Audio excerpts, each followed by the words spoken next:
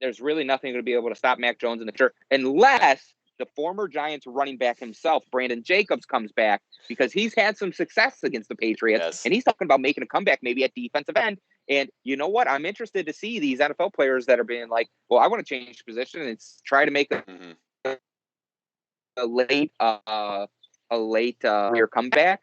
Hey, that's definitely an interesting thing that I think we're starting to see develop, with Tim Tebow going to tight end and then Brandon Jacobs looking to come back and play defensive end. Yep. Now, that I think it'll be interesting. I don't know how running back translates to defensive end, but hey, if he can do it, that would be something exciting. And I think it opens up a whole different, potential aspect of the game.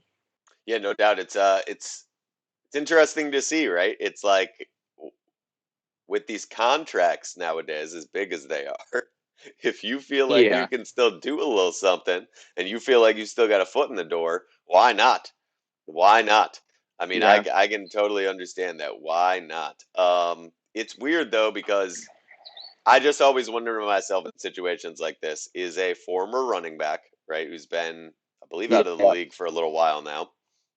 Yeah. Is that guy going to be able to transition to a new position on the other side of the ball and be better and help a team more than some kid that just went undrafted? I am not a big believer in that. I would like for Brandon Jacobs to be able to be successful in his life doing whatever he wants to do. No issues with that. I liked him when he played for the Giants. But the reality is, in my mind, I always think to myself, like, there has got to be some kids from the Big Ten and the SEC that went undrafted that if you put them in training camp, they've been playing defensive end their whole life. They're bigger, stronger, faster. If you put them out there, they're probably going to help a team a lot more than Brandon Jacobs. So, in a way, does it feel a little bit like a reach to me? Yes. Does it feel like a team like the Giants, if they were to bring him back, would be doing him a little bit of a favor? Yes. I'm sure the guy's working hard. Don't get me wrong. I'm sure he's working hard. But to be honest, to me, it's like, I don't know. I say let a kid get a shot, man. Like, you already did your thing. Like, you're trying to switch positions to the other side of the ball. Like, it would be kind of awesome. But at the same time, I kind of feel like there's some of these kids out here that would probably run circles around my man and in training camp. And for sure, that'll probably end up being what happens.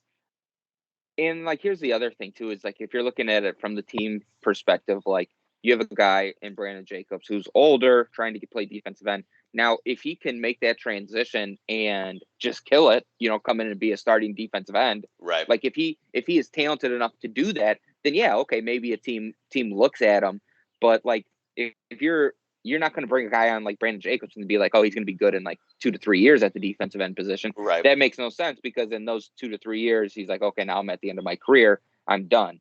No chance to re-sign him, extension, stuff like that. So the upside on a guy like Brandon Jacobs playing at the defensive end position is like, he would have to show that he could play this year at some point in the season and by next year at the very latest.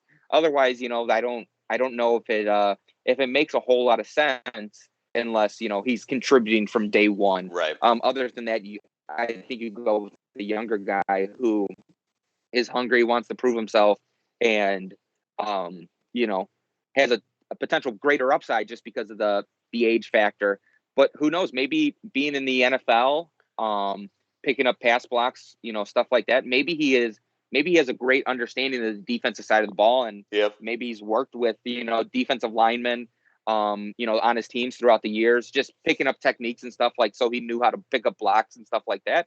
So maybe he does have an interesting insight that he could use to his advantage to make it happen. But I mean, like I said, unless he's contributing day one, I don't necessarily know if it's going to be a thing. But hey, I'm here for it. If Brandon Jacobs can pull it off, that's great. Right away. You know what I mean?